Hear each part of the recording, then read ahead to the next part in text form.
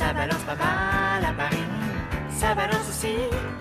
C'est la mode autour du tennis et Dieu sait si ça existe depuis toujours. Dès les premiers âges de ce sport-là, les élégantes et les élégants sur les cours. Souvenez-vous des ces hommes en pantalon blanc, pantalon long, n'est-ce pas? Et ces dames en jupe plissée. Les choses ont évolué évidemment depuis.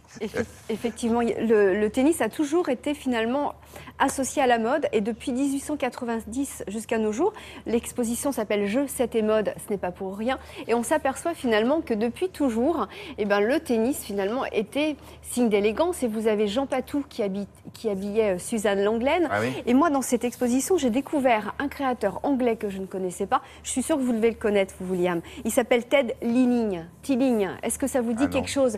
Il habillait Françoise Dur et Chris Evert. Il avait commencé comme c'était l'arbitre, je crois, de Suzanne Lenglen. Et donc on découvre finalement qu'il habillait ses joueuses de tennis. Des vêtements qu'elle portait quand elle arrive sur le cours, quoi, je suppose. Non, mais c'est ça, pas pendant la partie. Je crois que c'était pour les arbitres ou alors les hôtesses à Roland-Garros.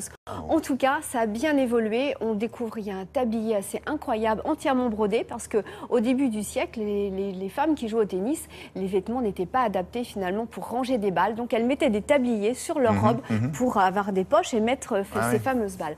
Nous avons rencontré Brigitte Germont, qui est la directrice de ce musée et qui nous fait finalement la visite guidée de la petite balle jaune. Regardez.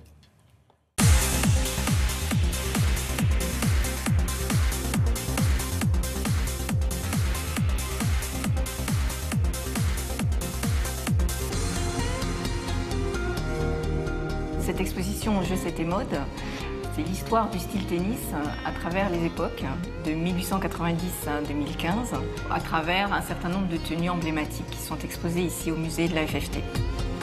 C'est une exposition très riche, très dense, qui a nécessité pratiquement un an de travail.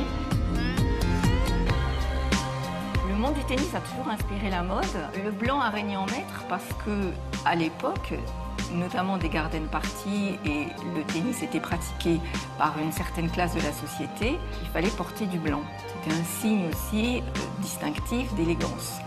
Et ce n'est qu'à partir des années 80, avec l'Ibré Agassi qui est arrivé en jean avec des couleurs sur le terrain, que ça a basculé et qu'on est passé à un prêt-à-porter beaucoup plus fun. L'important pour nous, c'était de montrer que ces ruptures ont été accompagnées à chaque fois par une figure emblématique. Ça a commencé avec Suzanne Lenglen et Jean Patou, puis ça a été l'importance de Ted Tilling, qui a été un styliste britannique très couru et très recherché par les grandes championnes dans les années 70.